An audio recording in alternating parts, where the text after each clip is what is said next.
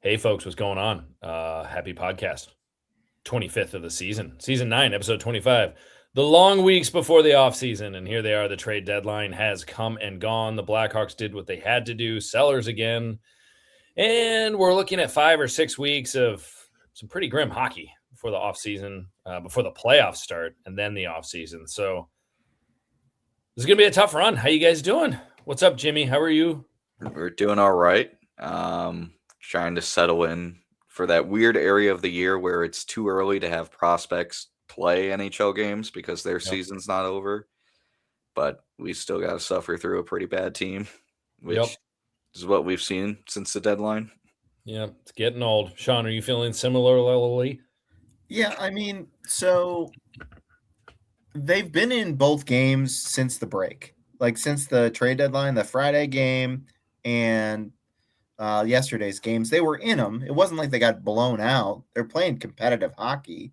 They're just not finding ways to win. So if they keep playing competitive hockey, it won't be as bad as in years past when it was just like, we're just going to get our doors blown off and then hope for a higher draft pick. Like at least we can see some signs of, Jimmy's surrogate brother, Artem Levshinov. Yes. His separated man, at birth. Yes, his man crush, whatever you want to call it. We look exactly alike, as you can tell. Yeah, well, I mean, he made some good plays in the last game, so like that's something to watch. Hopefully, we'll get Drew Comesso to start. Yeah, Drew Comesso might be in the pipes tonight. That'd be very exciting. And that would be start number 3, I think, for him. Yep. You said appear in 10 games? I said 10 games, yeah. 10 games. All right, so 3. Cool. So, Spencer Knight tweaked something. What's going on with that? Illness. Jimmy? He was out with an illness. Okay. Yeah, sick. Out with an illness. So he's got the flu, I don't know, something like that. So to Sean's point, Jimmy, I guess what do we have to look forward to these next few weeks? So, I mean, we're going to have, maybe Frondell, maybe Boisvert. Sean, as you were talking before we jumped online here, Roman Kanserov season will not end until May. So he's not going to be with the Blackhawks this spring. We're hoping next year with but there will be some prospects coming up. And I guess, Jimmy, what are you hoping for, James? Jamie Faulkner has joined the pod. Uh-oh. No, just kidding. A guy I'm really interested in seeing and kind of paying attention to, it's actually Frank Nazar. In the last 3 games, he's played 5 points. Yeah, in the scoreboard. He had 2 assists against Dallas. He had a goal and assist against Vancouver. He's finding his groove that has been missing for months, and I think that's someone to really pay attention to. He's finally finding consistency out there. He's finally playing with a little bit of an edge. That's a guy I've been paying attention to recently. Right. And again, to go along with it, it's more of the youth. We're still seeing obviously young player mistakes, but we're seeing something. Like Sam Rinzel definitely looks more confident with the stick on his puck. Yep. Puck on his stick. Sorry. I got what you're laying down. I called you. Yeah, you caught my drift. Artem Levshinov is starting to make better plays. He looks smarter out there. Oliver Moore, before his injury yesterday, he's still playing extremely well. Nick Lardis recently got called up. He played against Dallas. He played okay. And then Connor Bedard, obviously, still playing at an extremely high level. It's just more of the kids, and the trade deadline kind of reflected the mentality going forward. You get rid of Nick Foligno, you trade away Connor Murphy and Jason Dickinson, all 3 guys in their leadership roles, all 3 guys in their 30s. You just pave the way for the kids, and that's what it's going to be like for the rest of the year. I mean, we saw a little bit last year, with Frank Nazar and Artem Levshinov came up late in the season. They played really well. I think there's going to be another one of those. And again, just interest in seeing which guys' seasons end, if they go to the AHL in Rockford or if they go to the NHL. I'm thinking, obviously, guys like Boisvert, you're thinking Van Acker, you're thinking Pridham, you're thinking Frondell, Spellacy. You're interested in seeing where they send these kids. Do they finish off the season in Rockford? Do they finish off the season in Chicago? What's the choices? How confident the Blackhawks are in where they can put these kids after their season ends? So it's more of the same. It feels like if you if you were to transport me a year ago, I'd probably be saying the same thing. It's like, hey, here come the kids. But I feel like this time it's just there's going to be a larger wave of kids because more Kyle Davidson draft picks have marinated in the minors or in college or overseas. They figured it out. They look more ready to be a North American professional. Yeah. No, I would agree with all that. I think if you're a common Hawks fan or you kind of follow them loosely, I mean, those are the people that are taking shots at Kyle Davidson. Those are the people that are saying, oh, they're going backwards. They don't know what they're doing. You're welcome to do that. I mean, we are where we are. I think, though, I keep coming back to where we were, members of the rink, right after free agency in 2025, where you kind of looked at the team and you looked at what the Blackhawks did in the draft. And we all kind of sat there and said, okay, they're going to be a lottery team again. Like they just are. And maybe they got hot early and overachieved a little bit. I mean, when you were thinking when Connor Bedard was blazing before he got hurt, and it's like, oh my gosh, like, we had Tab on the podcast and we were saying, why not the Blackhawks to make the playoffs this year? And so it was like we got teased and treated a little too early. But if you look back to August coming into this season, looking at where they are right now, this would seem about right, wouldn't it, Sean? Yeah, I think it's about right. I mean, the record is better than what it was last season. Jimmy had said it, and players have taken strides in their development, but they're still not ready to be a playoff team yet. They're still not ready. No. And that's fine. Yeah. They have a lot of they had no business getting a point in Dallas the other night. I mean, no. They got shellacked all game, and somehow. Yeah, and then Bedard had that nice wrister to tie the game. Yeah, that was cool. Tie the game late, and then they just, as Eric put it in the chat, they just find ways in overtime to lose on the crappiest goals. Like it literally like skidded through Soderblom's wickets to give up the goal to lose that one. But yeah, it's different. Like we envision them being here, but like they've taken steps. Don't get me wrong. Like nobody thought Louis Crevier would be any semblance of what he is now. Like he's had a hell of a year. Hell of a year. He's probably going to get paid. Mm-hmm. Yep. Nazar in the opposite direction. We thought he'd be better than what he is. Now he's starting to heat up. Yep. Lardis, we didn't think we'd see Lardis this year until about now. We saw him earlier due to emergency. So, like, there's been some positive and negative. Spencer Knight has been great this season. Yeah. That's another positive thing out of this. So they don't have to worry about. Yeah. Yes, people are bashing on Kyle Davidson and saying, oh, we need more talent. We need more talent. And it's like, okay, you look at the trade deadline, right? Jimmy pointed it out. Of the past, like the last 10 years, like teams shedding players, like really good players because of their salary cap is not happening anymore. Like the Hawks aren't going to get a really good player for a team who needs to get rid of cap space because they have to pay other guys because it doesn't happen anymore. No, and we talked about it before. He is operating pretty well given the constructs of the league and the climate and what you can and can't do. I mean, the two biggest names in free agency this summer are going to be Schmaltz and Arvidsson. I mean, that's not – I mean, maybe a couple bigger ones. Are Robertson and Tuck? They're not Tuck going to – is unrestricted. Tuck is unrestricted, but that's not – I mean, how old is Tuck now? I mean, I don't – 31. Yeah, I mean, his best days are probably behind him. Someone's going to give him $11 million for 8 years, and it's going to be a bad contract. Yeah, it's not going to go well. I mean, that's why Yarmo in Buffalo hasn't done it. Right, you're just not going to see big name splashes. I mean, maybe the only big splash you see is a major trade. Maybe someone like Peterson gets traded out of Vancouver somewhere. I mean, that would be a big deal. But even that, like, so Robert Thomas was the big name at the trade deadline, right? The biggest name.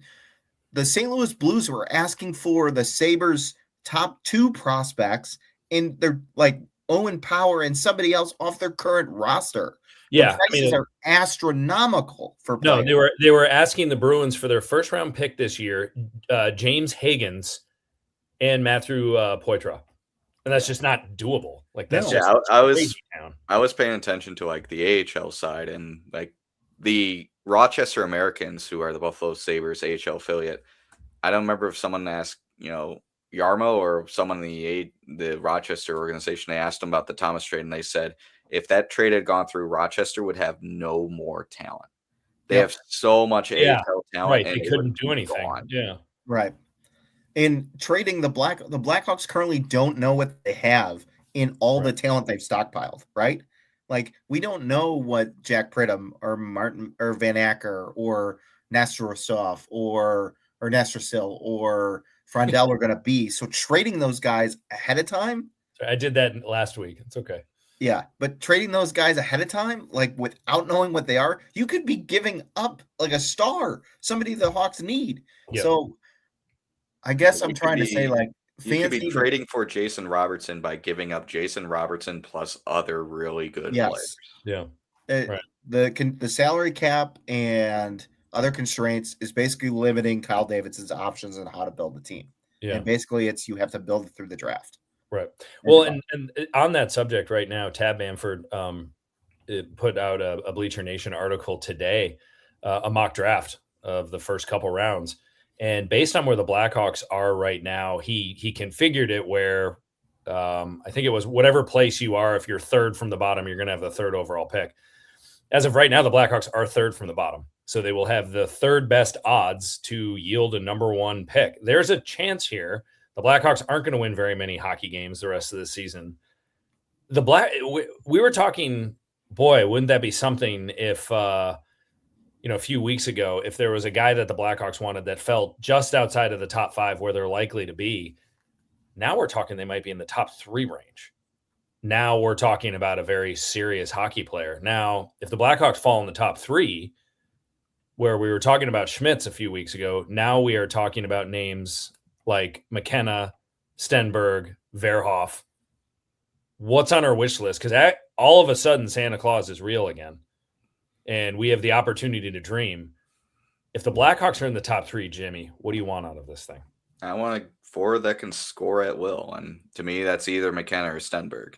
Yep. I mean, I like Verhoff, but I don't see a place for him as a right-handed defenseman in the system. I think this team really likes Rinsel, Levchinov, and Crevier. If you're going to draft Verhoff, you have to move someone. My guess would be Crevier, but I don't want to give up on a guy like him. I just think this team we have really good forward prospects and a lot of guys that can score. Van Acker and Pridham are 1 and 2 in the OHL in goals. They're both scoring at will. But Stenberg and McKenna, like, they could walk into the NHL next year and score 20, 25, 30 goals. Very realistically. Yeah. So that, to me, I mean, I'm a big Smits guy. I think if you were to if the Blackhawks were to draft 4, 5, 6, I'd be pounding the table for Smits. Yeah. What if the Hawks are at 3 and McKenna and Stenberg go 1 and 2? Would you try to trade back and get Smits later and kind of stay away from Verhoff? Is he going to be there later, though? Well, it depends on who you're trading with. I mean, he might be in the top 5. He might go 6 or 7. I mean, Verhoff, someone might be itching to get Verhoff at 3. That's true. I mean, so people might be willing to do business with you. That's true. If that's the case, I'm still going forward. I forget his name. I know Mario Tirabassi had tweeted about him. Caleb Mahorta. Caleb Malhotra. Malhotra, like he's killing it at BU. That's another guy. Ethan Belches out of the OHL. He has 34 goals this year. He just broke his clavicle, so his season's over. And I do like Tynan Lawrence, but Tynan Lawrence, I was going to mention him. His stock is kind of dropped.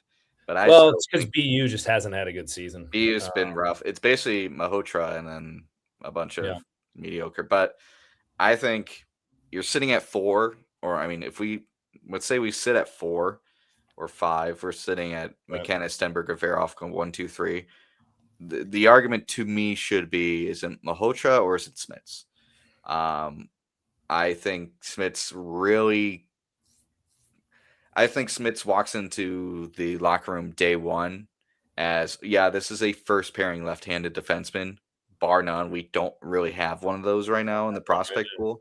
But Malhotra, I mean, 28 goals, 51 assists in 61 games at a struggling BU team. Like, the kid, he's also like really tall. He's 6'2". He's only 183 pounds, but I mean, you could add. And he's 17. He's 17. You could add In 3 years, he could add 20 pounds. So he's going to BU next year. He's in Brantford right now. Yeah, he's in Brantford in the O right now. 17. He turns 18 in June. Wow. So the hockey news, they're projected. They did a 2026 sneak peek.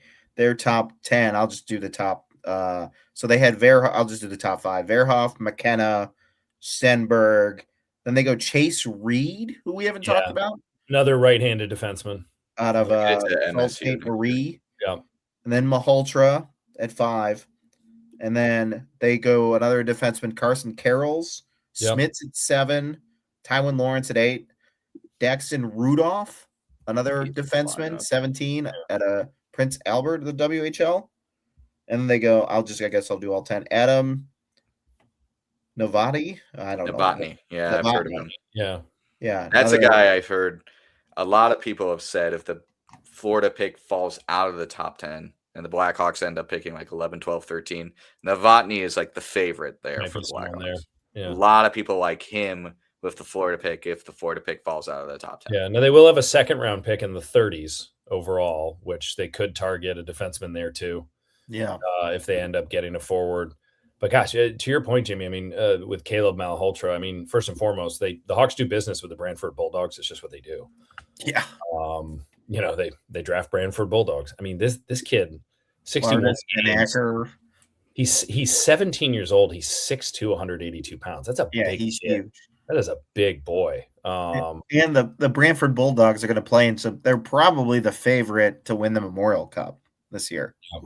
And then he's off to Hockey East next year, which is a pretty good place for him. So I don't know. I mean, I just the idea after watching the World Junior Championship that the Blackhawks could possibly be in a position for Ivar Stenberg is astonishing. And awesome. Frondell, two big Swedes. It just seems like he was just such a complete player in that tournament. And if they get number 1 overall, which is not inconceivable, and they want Kevin McKenna, go get him. I mean, he's right there. Yeah, it sounds like they've warmed up to McKenna recently. I think most people have. I mean, he's really had it. His second half has been lights out. He's been playing more of a complete game at Penn State. Like he just it took him a while to adapt to playing against older players, which is expected. I think the hype on McKenna going, like people were talking about that he was going to break whose name I can't remember, somebody's like point total in college, and it was like that's not feasible.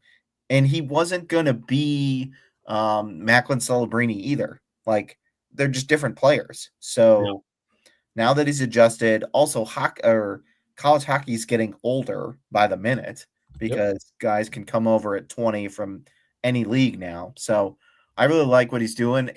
Tough guy. We've seen the skill, but he's playing more of a complete game. If he's there, the Hawks have the opportunity to take him, you take him because the forward prospect pool, in my opinion, is lacking the other scorer. Like Jonathan Taves scored 30 goals. Patrick Kane scored 30 goals. They don't have the Kane to go with their Taves, or they don't have somebody to run with Bedard. Because based on this season, I don't think it's Frank Nazar right now. Yep. I don't know. We shall see what happens. Well, interesting. Well, I mean, I don't know. I think it's May when that lottery happens. We'll see where those ping pong balls go. But the Blackhawks they could be in a position. It could have another top 3 draft pick. I mean, it's very realistic that happens. Fascinating stuff. Going back to the trade deadline, we covered Connor Murphy, who I think yesterday had 22 minutes for Edmonton. I mean, it seems like it's a pretty good spot for him. Connor Murphy, Jason Dickinson, Colton Dock, all in Edmonton right now. We reviewed those trades and the players that are coming back. The one that we did not talk about is Blackhawk captain Nick Foligno. Nick Foligno traded to the Minnesota Wild for future considerations. The Minnesota Wild taking on his entire remaining salary for this year. This might be his last NHL stop. First time in his life that he's played with his brother. He was interviewed earlier today, and he said, yeah, we were always just on different teams, different ages growing up because it's the first time we've ever been on the same team. Kind of cool. You like to see that a little bit. We're going back. Trade the pick for a top 6 forward, says Jay, on trading the Blackhawks if they have a lottery pick. Okay. If there's someone out there, something to think about. If Stenberg, if you have a If you're at 7 and you can include that pick somewhere, fine, do it.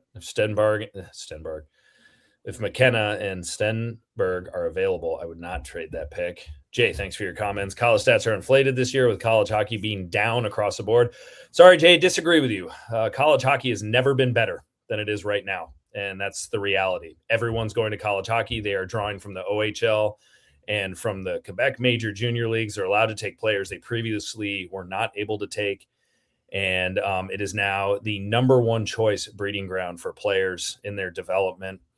You can ask, who's that Flyer draft pick from last year who's now at Michigan State? Just look at Michigan State's entire roster and where they've played. Porter Martone, who went from major juniors in Canada and said, I'm going to NCAA hockey. It's big boy hockey. Like, it depends where you watch it. If you watch the Big Ten or if you watch the NCHA, that is legitimate stuff. I mean, that is grown men playing hockey. Hockey East right now is down, I guess you could say, this year. Hockey East has not been great, but college hockey is where it's at. I don't think college hockey is down across the board at any level, Division I or Division III. But thank you for your comment. Yeah, thanks, Jay. Appreciate it, Jay. Thanks for listening. Sorry, going back to Nick Foligno. So what that means, Nick Foligno's gone. He's got a shot at a cup. The C is the vacancy for next year. Jimmy, foregone conclusion. Who's going to be wearing the C next year? Based on Elliott Freeman, it's going to be Connor Bedard. And this has been the plan basically since he was drafted. On the same night you draft Connor Bedard, you traded for Nick Foligno. You didn't have a captain for the first year of Connor Bedard's career. You named Nick Foligno captain after giving him, that extension. It was very clear the succession plan. Maybe they thought the succession plan would take place, after Foligno finished out the season. But it was pretty clear, like, Bedard was the guy once Nick Foligno, retired or was let go on an unrestricted free agency, or in this case, traded. And it makes sense. The kid's going to be 21. He's going to be going into his 4th NHL season. He'll sign his first big boy contract this summer, which I hear is essentially a done deal. I gotta disagree with Pierre Maguire there, Jay. Sorry. All right. I won't share that sentiment with Pierre, but thank you. Yeah. I love Pierre, but I do too. Yeah, I disagree with.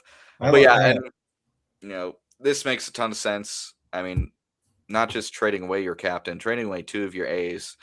It makes total sense that this team is going to give all the letters to the young guys. I think Bedard's obviously the A. I think Vlasic obviously is going to wear obviously going to wear an A next year. I think the other A, it's probably up in the air. It could be Bertuzzi, who currently is wearing an A. It could be Frank Nazar if they feel he's ready to take on that role. Nazar has worn an A at occasions, I think. Vlasic layup for an A. I think Vlasic's a clear A. You need the elder statesman of defense should have a letter on his sweater. Yeah, they should. Jay, thanks so much, buddy. Really appreciate it, Jay. Your comments and this one too. We have a good time here, and keep listening and tell your friends. Thank you so much. Yeah. Appreciate it. Anyway, I think Bertuzzi gets the other A. Ooh, that's a good call. Jimmy mentioned it. He's a little wishy-washy on it. I'm saying he gets the other one. Because you need a veteran. Like, Bertuzzi's going to be here for, he's got 2 more years left on his deal. After the season, yeah. And what about Ryan Donato, maybe? Donato could be too. Somebody, I just want a veteran NHL player that, like, if Bedard needed I know, like, he's going to be the captain, but if he needs somebody to lean on, I think Bertuzzi with his, and I would prefer someone. Shirt. I love Bertuzzi. Yeah, and I would prefer someone to build off of the Donato thing. I would prefer someone with a little bit more skill to have a letter on his jersey. Not to bash Donato, but he's very clearly bottom 6. Tyler Bertuzzi, at the very least, is a middle 6 scorer on this team. He's a top 6 scorer. I like this team to not just reward leaders, but also reward talent with letters on their jersey. Bedard, obviously, Vlasic, I think, is, as of now, not just the elder statesman, but the most consistent defenseman. Crevier's had a great year, but I think Vlasic has just been most consistent throughout his career. And Bertuzzi, the kid's about to have 30 goals this year. He could score. He scores 20 with his eyes closed. Not to take anything from Donato. I think he's a leader. He's a guy that, especially Bedard, has talked about how much he likes him. And Bedard was big on trying to get him to re-sign last year. But I just think we've had fourth line guys, third line guys like Dickinson and Foligno hold letters. I'd rather give it to talent and leadership. Yeah, let's get and it will be Bedard's team at long last, and I think that happens next year. And he is kind of already the face of the franchise right now, or he basically is. But I think that it's definitely time to pass that torch. We got another good question from Jay. Jay, keep them coming. But do you think that the Hawks will try to take a big swing and get a top 6 forward with some of the draft capital that we have? Great question. Sean, what's your take on that? Yes, but not this year. I think this year they're going to play it safe, use their draft capital in the draft. But I think next year, after all the kids like Frondels of the world and everybody's in the NHL, they're going to use their draft capital in 2027, take a big swing at a forward that can help kind of fill in the hole that they're missing with their prospect pool. Yeah. Well, so I don't think it's this year. I think it's next year. But I mean, what they will need to hit the cap floor. How close will they be to hitting the cap floor? I mean, they will. Connor Bedard's going to have an unbelievable contract extension this summer. But where will they be in terms of hitting the cap floor even after that? I don't. Puckpedia doesn't have it out yet because you need to. I mean, I don't. I would prefer who. I don't know. I mean, I think a lot of it too. Again, I don't want to prognosticate. A lot of people are looking forward to Sasha Boisvert signing. I'm not one of those people. I think he could be a player that you might be able to include in some sort of trade with as a prospect with some draft capital to go get a top 6 forward. Pettersson in Vancouver. If you're looking for a guy to trade for with term, and he scored 100 points, he's not scoring that currently. Maybe that's just because the situation is in. Maybe they could take a run at Elias Pettersson with some of the draft capital they have. Vancouver's in a full-on tear it down rebuild. Yeah. So perhaps the Hawks can target him. I don't know if there's anybody left on Calgary to target. I guess I'm going to take a wild shot here, and maybe a lot of people don't want him here, but Alex Lafreniere is a name that has been thrown around out there as someone from the New York Rangers who could really use a change of scenery. I don't know if he's top 6, if he would come in, or maybe a bottom 6, but he's someone that that I hope that maybe, I mean, he's 24 years young and he's got $7.5 million. He's still a great player. It's interesting. I mean, I think it was, Elliot Friedman did mention that they might take a big swing in the offseason, and then it was countered by Frank Saravelli saying the Blackhawks won't do that. And then a lot of people are saying, well, Frank just said that because he's the mouthpiece of the Blackhawks and they don't want to lead fans on. That's true. Even though maybe they'll do that for the right thing. And so I would agree. I think Kanserov and Frondel, the hope is, and honestly, the expectation is that they'll be on the roster next year. And we've said it before. Like, I honestly, if those two guys are on the roster next year and the Blackhawks have a decent offseason, I expect them to make the playoffs next year. Yeah, and then maybe they use some of their assets like Jay was saying at the deadline, and they acquire somebody. Yeah. The asking price are going to be astronomically high. Maybe they go out and get Shane Wright. Shane Wright needs a change of scenery in Seattle. Yeah, but I mean, like the Rangers are totally going to be rebuilding. I don't know what the Senators are going to do. Yeah. The Senators it's just dire straits. They have no first round pick. They might be someone willing to do business for a top 6 guy. Winnipeg. I don't know who would be attractive on the Calgary Senators. has nobody left. Kadri was their only really piece, and he had a ton of money attached to him. So, I mean, what do you think, Jimmy? I think this, to answer Jay's question about if they're going to get aggressive, I think it completely depends on if they have Florida's pick this year.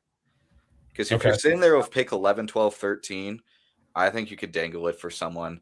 I think with the thing with Dallas and Jason Robertson, if you're in a situation with Dallas where you can't afford him and you know he's going to go, you take something before you lose his rights. Yeah. Or if you're the Blackhawks, you could always try to just, create an offer sheet. But if the Blackhawks are smart, and what I think they should do is just get ahead of the line and say, hey, here's this Florida pick. We could offer you something else. I mean, let's say it's a Florida pick for Robertson. Yeah, Florida pick, and then Well, Boyve, and then a couple other things. Robertson's an RFA, right? Yeah, so you trade for his So right. you trade for him, and then you'd have to just re-sign him. Yeah. And the Blackhawks clearly do have the space. I made this tweet trade deadline day. If the Blackhawks were to keep every first-round pick through the 2028 draft, Kyle Davidson would have drafted 15 first-round picks and 12 second-round picks. That's 27 players. Newsflash, that's more than an NHL roster. You got to move something. And you can only keep 50 contracts, 60 contracts. So, well, and then there is a possibility if the Florida pick is not this year, though, that they could have 3 first-rounders next year. And, I mean, do you even dip into that this summer for the right offer? It could. And then another name. Because Jimmy was saying, hold on, Jimmy, I just want to give you props. Jimmy was also tweeted out in our group chat that Tristan Jarry is single-handedly moving Edmonton's pick to 2027 as well. So yeah, which is great. Keep it up, Tristan. Love it. Another player I think the Blackhawks could be interested in. He just signed a big deal. I don't know where his team's going. He's only 23. Matthew Nyes. That has come up. Matthew Nyes. That did come up. I just wonder what Florida's asking price, or not Florida, Toronto's asking price will be. But you've got what they would want. That's true. That's why you acquired all these picks. Do you think Doug Armstrong will do it? They got to do something. Doug Armstrong is going to be put in as president, and Trivling is going to be out. That's the rumor. Right. That's true. That's possible. Well, the new guy would probably want to recreate the team in his own image. So who knows? I like Matthew Nyes. I like Jason Robertson. Yeah. The only thing with Nyes is that they might be looking for a defenseman in return. And I bet they would ask for one of Rinzel or even Levshinov, which could be. I wouldn't do it. Can't do it. I would not do it. If you did it, Jimmy would be a Leafs fan. Yeah, I'd buy. No, I mean, I don't. I just don't. That wouldn't happen. They wouldn't make that move for either one of those two. So, no, but the Matthew Nyes thing that has come up, that came up big time today. That would be, would that be fun? I think the Blackhawks. I agree totally with Jay. I think they should try. I think. I think they have so much prospect capital. They still have so much draft capital. I mean, they have 5 first-round picks over the next 3 years. They have, I think, 6 second-round picks in the next 3 years. Like, that's 11 picks. That's half an NHL roster. You can move that for a really good player. And I think the Blackhawks know that they need to add someone that not only is good but can be here for a little bit. Mm-hmm. Jason Robertson, I think Matthew Nyes fits that timeline. And who knows who else could be available. Let's say, I don't know, let's say Ottawa wants to blow it up. What if Brady Tkachuk becomes available? I wouldn't be surprised if Brady Tkachuk at some point says, "Get me out of here." Yeah. I'd like Stützle. Tim Stützle? Yeah. He's insane too. And who knows what Ottawa wants? Dylan Cousins is there. Batherton's there. I mean, they could have some assets that would be really intriguing. Yeah, I mean, it's not just Elias Peterson with $11.6 million cap hit that's relatively young and could fit in the top 6. I mean, it's Robertson, it's Nyes, it's Brady Tkachuk, it's Stützle. It's guys that you think, oh, this team wouldn't be trading, and then new management comes in. They underperform for a few years, and you go, oh, crap, we got to trade some guys out. I mean, look at Calgary. Remember when they had Johnny Gaudreau, Sam Bennett, Matthew Tkachuk, and they went, well, we're underperforming. Let's ship everyone out of here. Right. I mean, boy, could you imagine having Matthew Nyes for 4 more years at 7.75? He's 23. He has a great contract. He has an absurdly good contract. And he's 23 years old right now. Yeah. I don't know. The only thing is Toronto in recent vintage is not. This will be the first year they've sold the deadline in 6 or 7 years. But that's what I'm saying. Yeah, that is someone though. You dangle a Sasha Boisvert, you dangle a Vanacker. Oh, for sure. I mean, you ask about those guys and you try to move those players if you get a player like Matthew Nyes. So that wasn't very nice, Gate. Yeah. I'm sorry I feel that way. Yeah, no, good stuff though. Great questions, Jay, and a lot of good stuff to think about. I don't know. Well, let's hope Oliver Moore is okay. He went down in a heap right before the Rinzel goal. That was too bad. No report yet. He will not be playing tonight, but no report on how he's doing, which is too bad. I mean, he was really he's had a pretty good season. I think you could say Oliver Moore's had a decent season so far, and we're still hoping that those young goods keep moving around and doing some good things. Any other topics tonight? I do want to talk about Troy Murray. Jay had another question about what the package could be for Jason Robertson. Yeah, I would say because he's saying Lardis and a couple of firsts. Yeah, because it is signing rights and he's not under contract. It might dip the price, but again, in division, he makes a good point. You don't want to make that trade. It would have to be multiple first-round picks, probably multiple second-round picks, which the Blackhawks can part with. Yeah. And I would say multiple higher-end prospects. I mean, guys in the current Blackhawks top 10 list of prospects. So Lardis would make sense. Van Acker would make sense. Boyver would make sense. Kevin Korchinski would make sense. I think there's a few prospects I think the Blackhawks are obviously like no-goes on. Lev Schneider and Rizzo, I think, are untouchable prospects right now. You don't trade right-handed defenseman prospects. Mm-hmm. So I'd say they're untouchable. Obviously, I think Bedard and Nazar, obviously untouchable. Green is becoming untouchable. I would not trade Ryan Green right now. Yeah, Ryan Green. I think any prospect currently in the NHL that is a full-time NHLer, I think, is basically a lock to stay. Lardis is borderline, but I think he could be an interesting trade piece. And any prospect away from the NHL, I wouldn't be overly surprised. Not named Frondell or Kinsella. Yeah. What if it was 2 firsts and Oliver Moore? Would you do it for Jason Robertson? Yes, I would. I would too. 100%. I would too. And I think they would fit. I love Oliver Moore. But Jason Robertson, he's 26 years old, and he 3 times. Well, he's had 79 points. 80 points to finish the season. He had 109 points in 22-23. He's at 74 right now. Yeah. He could hit it. If we reach draft day and Jason Robertson is clear to trade, I'm going to Dallas. I'm going to Jim Miller and saying, I'm giving you the Florida pick. I'm giving you the Edmonton pick. I'm giving you the Blackhawks 2026 second. I'm giving you a pick of another second between 2026 and 2027. Yeah. And I'm giving you Boyve. I'll start there. And if he's like, I need 1 or 2 more prospects, all right, let's start talking. Because, I mean, Blackhawks can make that trade and still have 2 more second-round picks, their own first-round pick this year, their own first-round pick next year. And, still I think that still leaves the Blackhawks with 6 picks in the first 2 rounds over the next 3 years. Well, and it also fits Dallas's plan. Like, they don't want to commit the money to Jason Robertson because they're worried about his skating, but they also don't want to screw up their salary cap because they already have so much money committed. And Neil didn't want to take on any long-term contracts this year. So you figure if they can't get a price range that they like, they would love to take back draft picks and prospects because they don't cost anything. Yeah. They don't and for Nyes, I think the cost is probably similar because Nyes has a really good contract and he's 23. And so I think the Nyes and Robertson trade probably has a similar package. One, because Nyes has a really good contract, and the other, Robertson's in division. Those would probably up the prices. Could be. But I think Blackhawks could do those trades and honestly not miss a stride with how many prospects they do have. No. I think it's a good call. I mean, Jason Robertson is 26 years old. He's got 34 goals right now. He's going to finish this with 40 goals. He's a goal scorer. Big time goal 100 points. I mean, he would be 26. He'd be sublime in a Blackhawk uniform. Sublime. He'd be sublime. Be absolutely sublime. Sublime. Yeah. Sorry. One more question from Jay, and then we're going to talk about Troy. But Mangiapane, a buyout candidate this summer. I don't know. We'll wait and see. I don't think so. Yeah. I mean, I get it. Yeah. Right. He might need his money. He might need his money on the books. Yeah. 1.5, I think, for next year. I think they need his money on the books. Yeah.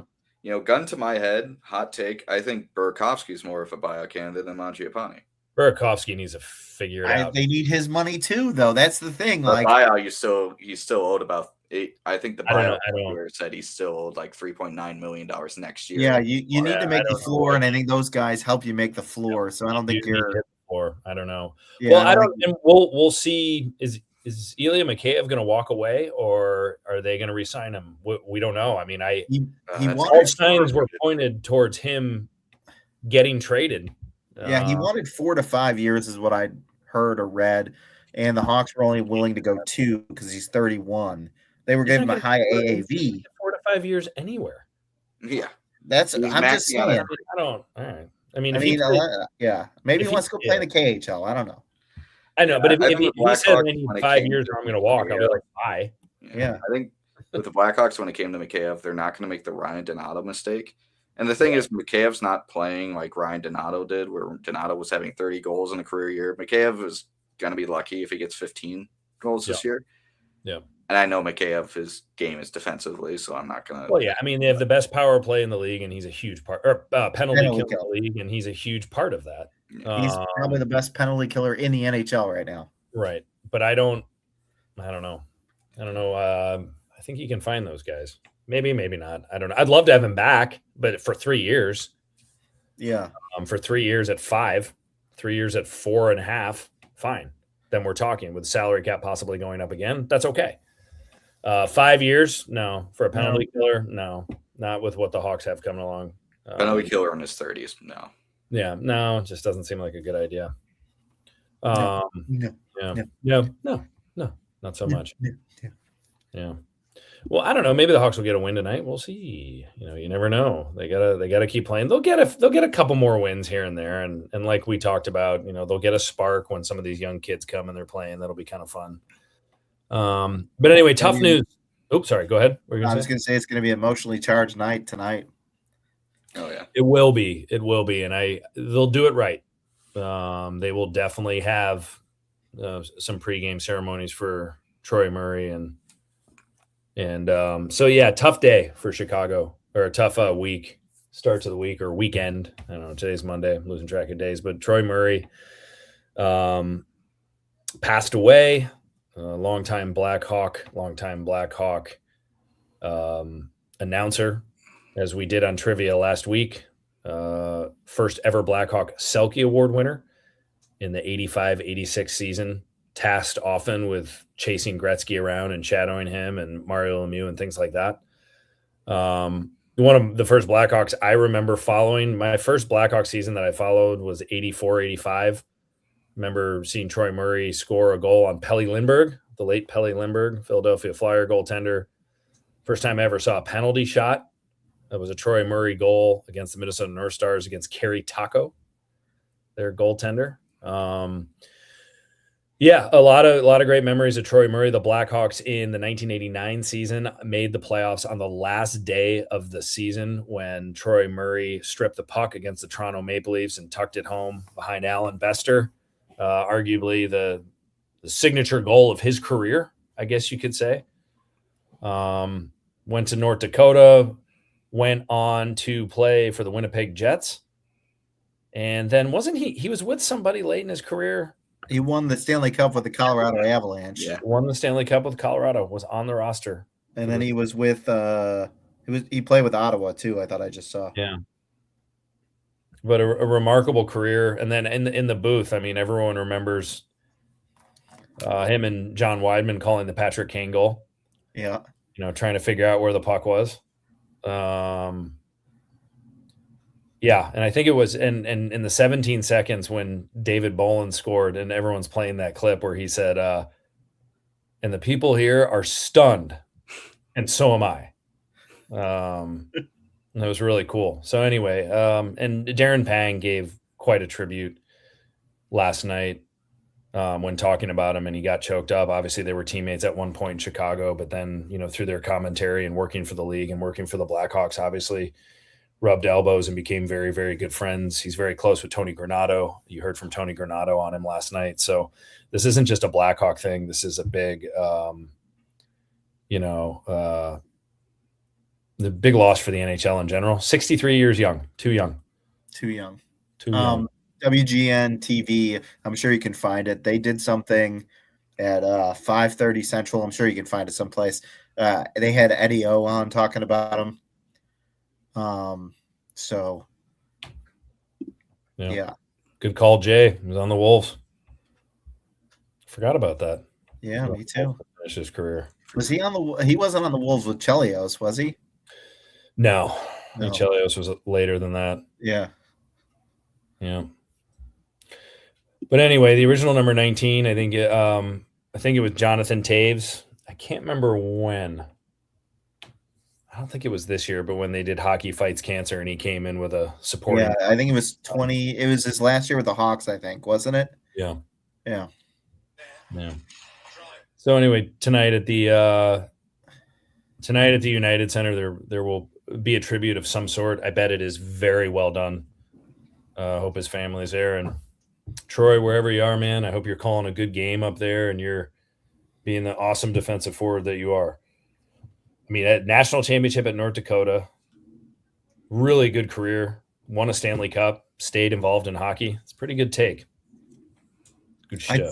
I think the one I know I met Pat Foley and John. I think I shook Troy Murray's hand at a Blackhawks convention that I went to. Him and John Weideman were scooting through one of the rooms to go to like a panel or something, and I happened to be there, and I just stuck my hand out, and Troy and John both shook my hand as I went by, and I thought that was super cool. So that's awesome. Yeah, very cool. When the number 19 is retired, and for the Chicago Blackhawks, I hope they retire it for both Troy Murray and Jonathan Taves. They might do that. Yeah, I would not bet against that. Yeah, I would not bet against that, and I bet Jonathan Taves would say, "Yeah, you should do that." Yeah. Cancer sucks. Cancer sucks. Here's to you, Muzz. Hell of a ride, man. Really appreciate you.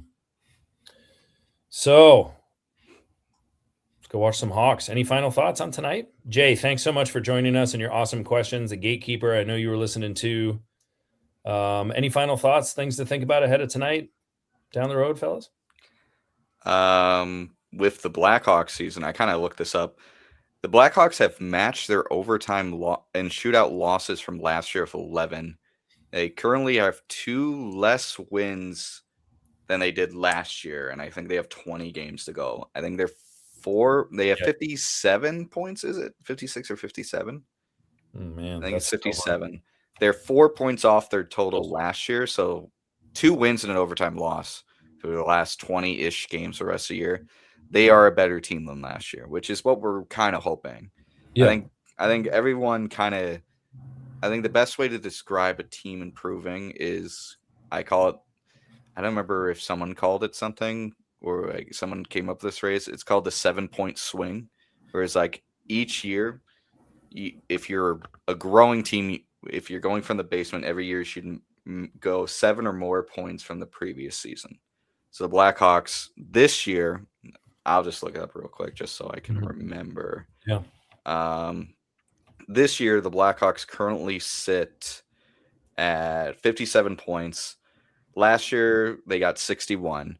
The year before that, they were at 52. So, last year they made a, 9-point jump. So if they make a 7-point jump this year with how many games they have left, that would put them, at a 68 point, 69, 70 point, which I think is within reach. And I think that's something the Blackhawks should strive for. I think the 70-point mark is if they can reach 70, it's a good validation of this team improving. I know we talked earlier about wanting to get better draft picks. I think with how many games are going to overtime this year and how many teams just have so many points, I think you could still get to 70 points and still end up third in law on every odds. It's possible. Yeah. Because every team other than Vancouver is already at like 60 or above. Yeah.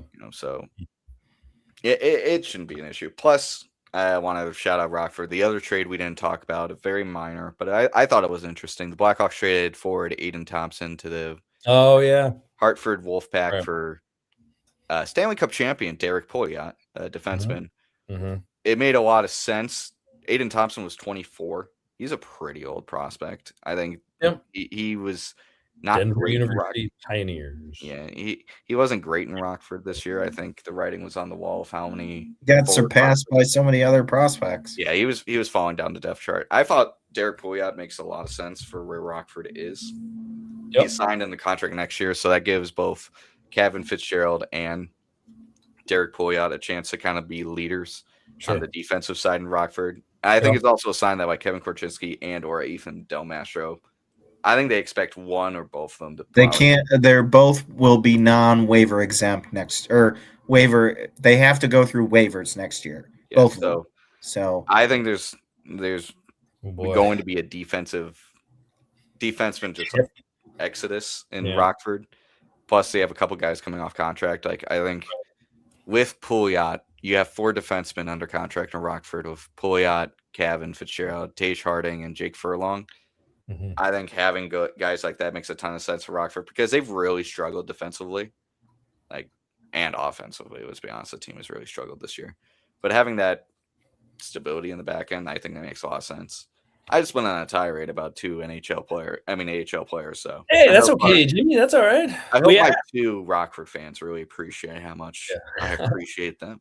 Well, we need someone following Rockford. We need someone talking about the habits of players when they're coming up, and Jimmy always does a great job of that, folks. So if you want more Rockford info, make sure you're reading his articles on therink.com, following his Twitter handle at MalleyJimmy.